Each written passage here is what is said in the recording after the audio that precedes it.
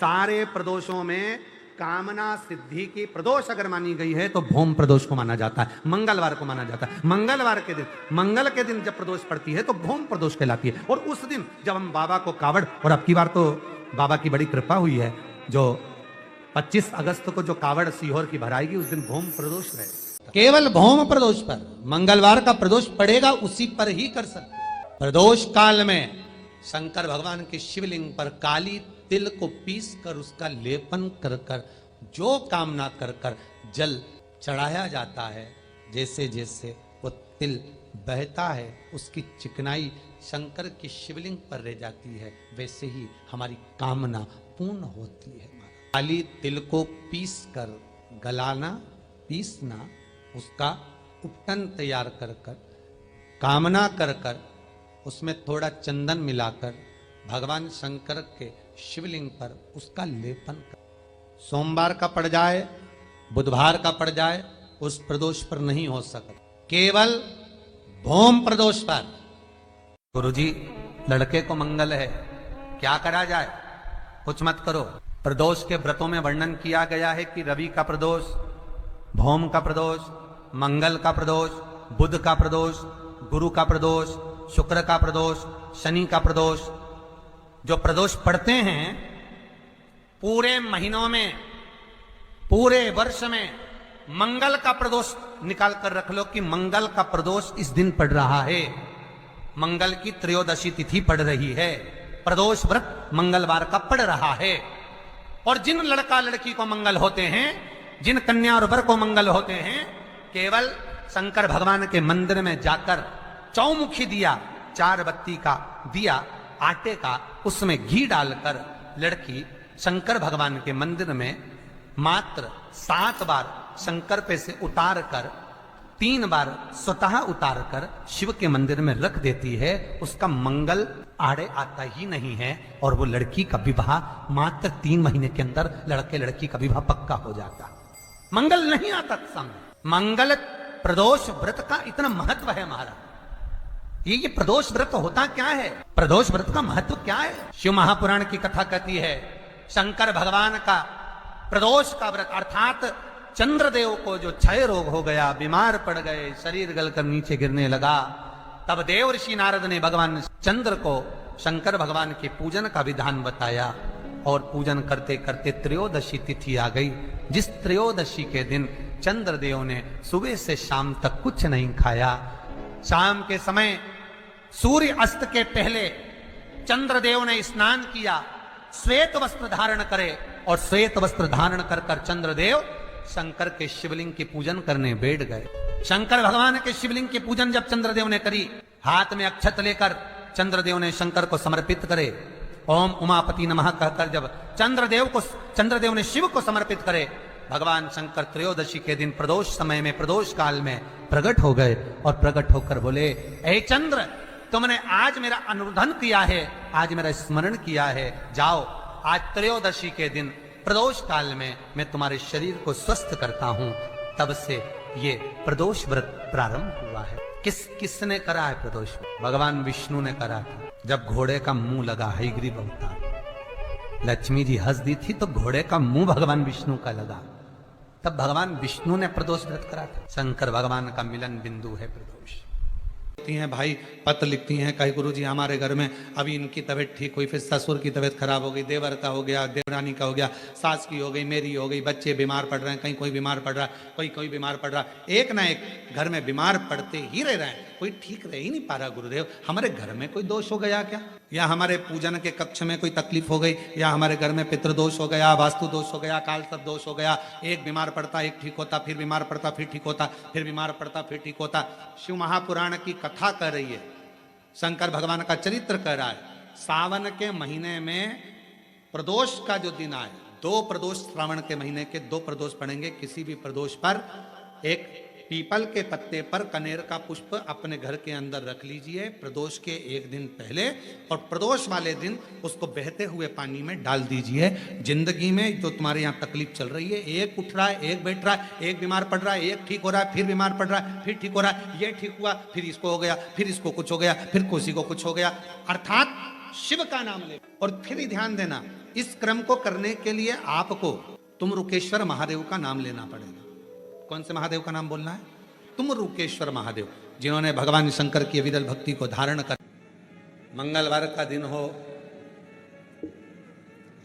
Doctor ने भी कह दिया हो कि इसको 20 साल तक औलाद नहीं हुई, 25 साल तक नहीं हुई, 30 साल तक नहीं हुई, 18 साल तक भी इसको औलाद नहीं हुई, 30 साल हो गए औलाद नहीं हुई, और सब तरह से जब हार जाओ, भौम प्रदोष के दिन, प्रदोष काल में शिव जी के मंदिर में शंकर के शिवलिंग पर 3 जगह पर कनेर का पुष्प समर्पित करना प्रारंभ करें।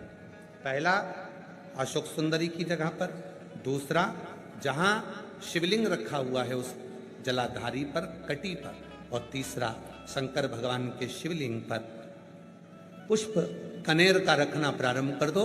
उसमें से अशोक सुंदरी वाले पुष्प को घर लेकर आना प्रारंभ कर दो।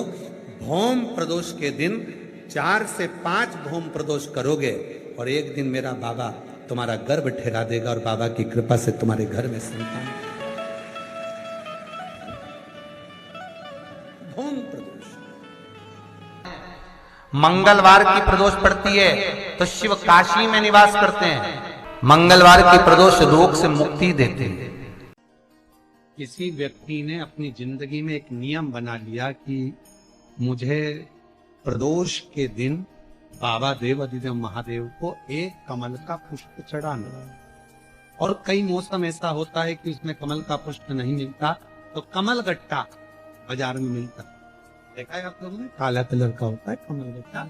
एक कमल का गट्टा भी यदि देवाधिदेव महादेव को, यदि कोई कितना भी दरिद्र है, कितना भी गरीब है, उसका कोई व्यापार नहीं, कोई व्यवसाय नहीं, कोई नौकरी नहीं, कोई चाकरी नहीं, कितना भी परिस्थिति से मारा हुआ व्यक्ति है, अगर उसने प्रदोष की प्रदोष नियम बना लिया, प्रत्येक 12 महीने का मैं नियम लेता हूं और पूरे 24 प्रदोष मैं बाबा को कमल का, जिस समय पर कमल का पुष्प मिल जाए उस समय पर कमल का पुष्प चढ़ाओ, ना मिले तो कमल गट्टा चढ़ाओ।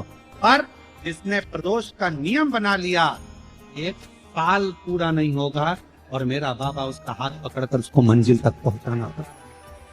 कितना भी दरिद्र, कितना भी दरिद्र। ये लोमश ऋषि की कथा कहती है, ये लोमश बाबा का चरित्र कथा, कितनी भी गरीब परिस्थिति क्यों ना हो, कितना भी दरिद्रपन क्यों ना हो, कुछ नहीं घर में, शादी के हो गए 40 वर्ष, शादी के हो गए और औलाद है ही नहीं, डॉक्टर ने भी हाथ, तब आखिरी में एक काम चालू करो, प्रदोष का दिन दोनों पति पत्नी व्रत चालू कर दो प्रदोष का, और प्रदोष काल में शाम के समय जाकर एक ही दिए में 2 लंबी बाती जानते हो ना, रुई की लंबी कपास की बाती, दोनों बाती एक ही दिए में रखकर पति पत्नी दोनों उसको प्रज्वलित करना प्रारंभ करें, बाबा संतान देकर ही रहेगा, औलाद आएगी ही। प्रदोष, शिवरात्रि, सोमवार की अष्टमी, ये वो तिथियां हैं, ये वो वार हैं। अगर कोई भूल से भी शंकर भगवान के शिवलिंग का निर्माण करता है या अपने घर में रखे हुए शिवलिंग पर शमी पत्र को समर्पित कर देता है तो जिंदगी में उसका बाल बांका हो ही नहीं सकता। प्रदोष के शमी पत्र में बल होता है। प्रदोष के शमी पत्र में 3 तिथियां, पहला प्रदोष, दूसरी शिवरात्रि और तीसरे नंबर पर आती है सोमवार की अष्टमी। ये 3 तिथियां ऐसी हैं जिसमें 2 बूंद भी दूध अगर हम शंकर भगवान को समर्पित करते हैं तो अपना घर बच्चों की किलकारियों से कम नहीं होता, वो भराता ही है, वंश बढ़ता ही है। वंश बढ़ाने का एक सर्वश्रेष्ठ तरीका कनेर का पुष्प, शिव का चढ़ा हुआ, शंकर का चढ़ा हुआ कनेर का, कनेर देखा है ना आप लोगों ने, पीला कलर का जो कनेर का फूल होता है, पीला कलर का, शिव पर चढ़ा हुआ कनेर का पुष्प। यदि प्रदोष के दिन भगवान शंकर पर चढ़े हुए इस कनेर के पुष्प को अपने कर्ण पर, अपने कान के ऊपर धारण कर लिया जाता है तो व्यक्ति के जीवन में जो बड़ी बीमारी आने वाली होती है वो तुरंत समाप्ति की ओर चली जाती है। शिव पर समर्पित करा हुआ कनेर का पुष्प कर्णों में कुछ देर के लिए जब धारण किया जाता है, कुछ देर के, हमारे जीवन के सारे रोगों को, बीमारियों को ये हर लेता है कुछ क्षण। शिव से, शिव का चढ़ा हुआ कनेर पुष्प हमारे रोग को, बीमारी को, तकलीफों को समाप्त कर देता है। पर बहुत देर तक, 2 घंटा 4 घंटा तक नहीं, कुछ क्षण के लिए उसको लगाया जाता है। महीने प्रदोष आती है, हर महीने शिवरात्रि आती है। प्रत्येक शिवरात्रि, प्रत्येक प्रदोष को आप मिट्टी के अंदर मक्खन या गाय का दूध या गाय का घी, देसी गाय का मिलाकर शिवलिंग बनाकर उसकी पूजन करना प्रारंभ करें। 1 साल पूरा नहीं होगा, भले 20 साल हो गए होंगे, पर आपका गर्भ जरूर फेरेगा, ये निश्चितता। भले 20 साल हो गए, 22 साल हो गए, 25 साल हो गए, डॉक्टर ने मना कर दिया नहीं होगा, फिर भी आप बाबा पर भरोसा, बोल बम का नारा है, बाबा है। आप विश्वास के साथ शिव की आराधना करिए। गाय, देसी गौ माता का दूध, मक्खन, घी, ये हमारे मिट्टी के अंदर मिलाकर जब हम शिवलिंग का निर्माण करते हैं तो हमारा वंश बढ़ता है।